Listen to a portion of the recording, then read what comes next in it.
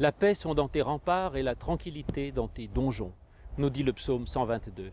On est habitué à cette belle image de Dieu et de la foi comme une forteresse, comme un roc, comme un rocher, comme une citadelle. Également chanté dans ce célèbre cantique de Luther, c'est un rempart que notre Dieu. Et il est vrai que la foi est tout cela, dans notre vie où tout peut venir et disparaître, où tout peut nous menacer, tout peut être passager, où même l'amour de nos proches peut nous blesser, il y a quelque chose d'absolument irrévocable qui est la présence de Dieu et l'amour de Dieu.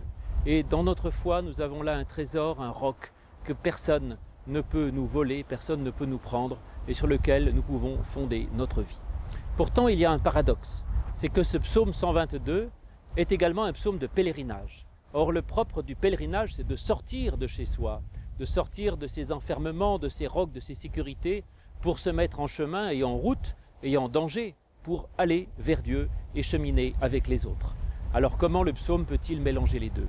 Eh bien parce que certainement la foi doit-elle avoir ces deux dimensions.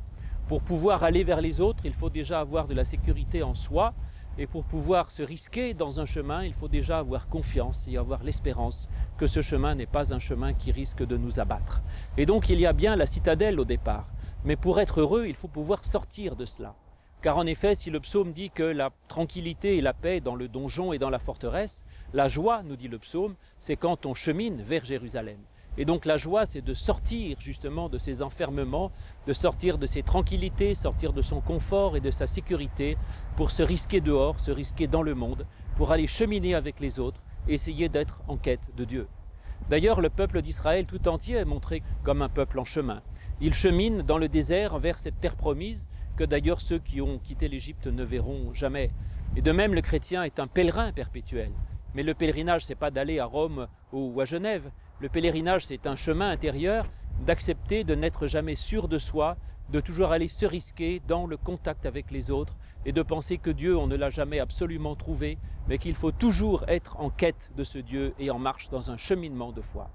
D'ailleurs, le psaume nous dit que là où le psalmiste est heureux, c'est aux portes de Jérusalem. Jérusalem, c'est le symbole de la présence de Dieu, et Jérusalem est justement entourée d'une muraille, mais nous dit l'Apocalypse, cette muraille, elle est percée de 12 portes, 3 portes à chaque point cardinal. C'est-à-dire qu'il y a des portes partout, et le propre d'une porte, c'est que c'est une fragilité certainement au niveau de la défense, mais une porte, c'est ce qui permet de sortir de chez soi, et c'est ce qui permet aussi de laisser entrer quelqu'un pour l'accueillir. Et donc il y a véritablement cette nécessité pour le croyant d'être certainement dans la sécurité de sa foi, mais cette sécurité ne doit pas l'inciter à s'enfermer dans ses convictions et dans le petit confort de sa foi pour se couper du monde, mais doit l'inviter au contraire à ouvrir des portes et à cheminer, à marcher et à se risquer pour aller vers Jérusalem, vers le lieu de la rencontre avec Dieu et avec les autres. Et d'ailleurs, Jésus n'a jamais dit qu'il était une forteresse. Jésus, il est la porte. Et la vie même de Jésus n'a pas été une vie où il a recherché le confort et la tranquillité, mais il s'est au contraire risqué lui-même jusqu'à la mort. Et c'est là que se trouve la plus grande joie.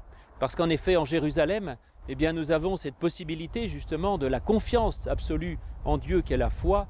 Nous avons la possibilité de croire que ce chemin est un chemin de paix, c'est l'espérance, et aussi de rencontrer d'autres, ce qui est l'amour. La foi, l'espérance et l'amour, qui sont les 3 vertus théologales, les 3 vertus fondamentales du chrétien, qui est capable de partir de ce qui est sûr pour lui, de son rocher, de sa forteresse et de son donjon, et avec confiance aller cheminer vers Dieu et vers les autres pour trouver la joie.